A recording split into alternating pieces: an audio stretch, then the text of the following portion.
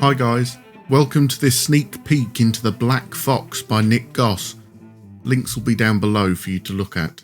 Let's get started. A duel of captains.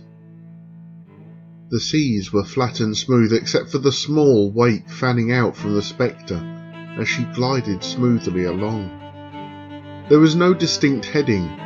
They were on the run. The monster that had decimated the Marsh Troll Navy still lurked, somewhere beneath the waves and in the minds of every child aboard the ship. The skies were a cloudy sheet of grey, and the only wind to be found was caught in the faded black sails, pulling the ghostly grey ship to nowhere. Yet a storm was raging on board. Toby had not relented in his anger towards Smitty. He had grabbed a sword from below deck when no one had been looking and reappeared seconds later with a wild ferocity. Toby caught Smitty by surprise and thrust the tip of his cutlass at the Black Fox's chest. Smitty lurched back, tripped and fell on his butt. Toby had the advantage and raised his blade above his head for a death blow. But before the sword could fall, Reuben smashed into him from the side and tackled the much bigger teenager. A wrestling match ensued, but the stronger, more experienced Toby was able to put a chokehold on Reuben and was squeezing the air out of him. Reuben's face turned red as the pirates of Skoogie gathered around and watched in horror, too stunned to act. Reuben's face turned purple as he used the last of his waning strength to fight the choking fingers clawing at the arm around his throat. Just as Reuben's eyes began rolling back, yet before he could black out, Toby quickly released his hold on him. The tip of a sword pointed at his nose, with Smitty's firm grasp on the handle.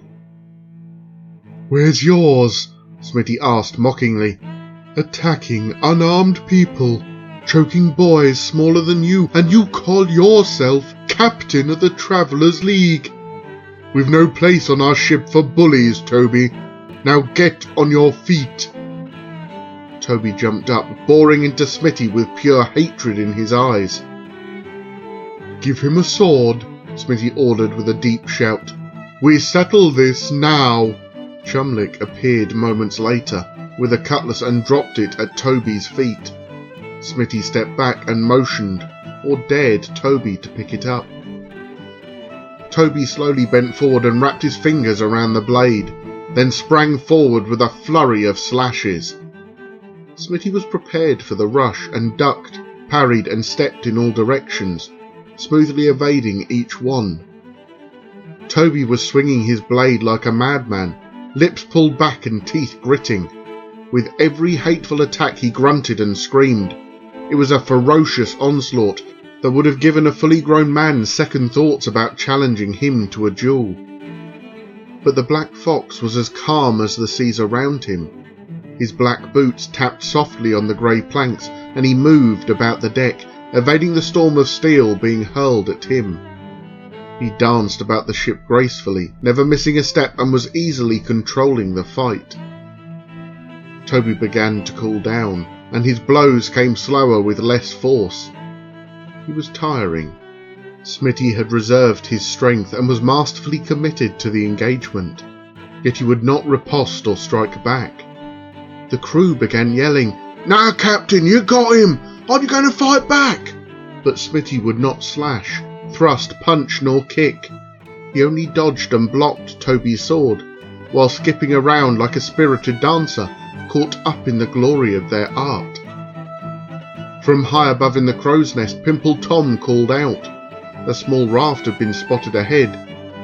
Only Chumlick went to investigate, while the rest of the crew, Eva May and Gary Pogg included, were more interested in the final duel between the two captains. When the fight had started, Toby chased Smitty all over the Spectre, but now Toby was wearing down, and Smitty kept the action on the main deck. He was contained by the circle of boys, also a girl and her dwarf, who watched in the round. Toby was foaming at the mouth, spit drooling from his lips and hatred still bubbling up from his heart and spewing from his eyes. But his body slowly stumbled about in exhaustion. every bit of remaining strength used to swing his cutlass at the sprightly redhead who danced around the edge of the circle backwards, never turning his back on his attacker. Gary Pog grunted in disgust and stuck his stubby leg out as Smitty passed by. The dance was over, shattered like a mirror hit by a stone. Smitty tumbled onto his back in a very ungraceful sprawl. Eva May gasped at the dirty trick. "Gary Pog, what are you doing?" Before he could give his queen an explanation for his vile act, Toby kicked Smitty's blade away and raised his blade for one last thrust downward. But a violent gust of wind manifested, and a shout from behind the crowd boomed like thunder. "Stay your blade, Toby!" All eyes turned to the voice, even Toby's, though he still kept his sword raised and ready to strike. "It can't be," Eva May gasped, a small tear forming in her eye. Smitty sat up in surprise. No words could be found to express his relief and exuberance.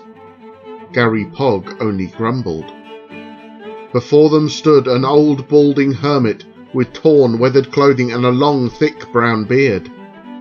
Beneath his bushy old man's eyebrows shone green eyes that were both kind and stern. In his outstretched hand was a long-stemmed pipe, still smoking velvety tendrils of pink-grey smoke, the long stem pointing at Toby. "It has to be done, Duin!" Toby cried and growled in a single breath, and without waiting for a response from the old man, he turned his attention back to Smitty. "He's ruined everything! He has to die!" Toby plunged the sword downward, but Duin's pipe flashed a bolt of strange lightning from its stem before the steel reached Smitty and struck Toby's arm. The circle of children screamed and gasped, stepping back and wincing from the bright flash. When they opened their eyes, they saw Toby falling to his knees, his right hand turned to solid ice. With a scream of pain, the hand broke free from his arm and fell to the deck, shattering in all directions, leaving the cutlass half frozen on the grey wood. The ice melted away and Toby held his handless arm close to him as Eva May and Raptrap rushed to give him first aid. "I'm disappointed in you, Toby. Smitty has worked hard to right all the wrongs he's done." Toby made no reply. He only sulked as Eva May bandaged the stump where his hand used to be. "And you, Lord Gary Pog," Duin continued. "How could you be so treacherous? I thought Wallypogs held their honour in higher regard." Gary Pog, sufficiently scolded, only grunted and hung his head in shame. Smitty rose to his feet and rushed to hug Duin, which the old wizard received with gentle warmth. "I'm sorry, Duin. I was trying to wear him out. I'm glad you're here. You really saved my neck." "Indeed I did," the old man laughed. "Only wished I could have saved Toby's brilliant sword hand. He's a marvellous swordsman, but I guess he'll have to learn to be a brilliant left-handed swordsman now." Smitty motioned towards Eva May and the crew asked, "What should we do now, Duin? I don't know where to go or how to keep them safe, and there's this monster out there. I've never seen anything so huge. It demolished the entire marsh troll fleet." Duin stroked his beard thoughtfully. "And poor Queen Diamby as well. Yes, I heard about that. Old Duppy has loosed the Kraken. There is only one place where we'll be safe. I've come from there just now. I will lead you back." "But the worlds are flooded, Duin. Everything is below the waves. Where could we possibly be safe from old Duppy and the Kraken?" Duin smiled. "Not all of the world is flooded, my boy. The waters have not succeeded in covering the great volcano mountain of Animas. We will go there. Only the mountain remains, and we have friends there who may be able to help us." It was the best and only option. Smitty called all hands on deck, except Toby, because he only had one. The sails were trimmed, and Chumlick spun the ship's wheel to port, and they headed to Animas, and their only hope of survival.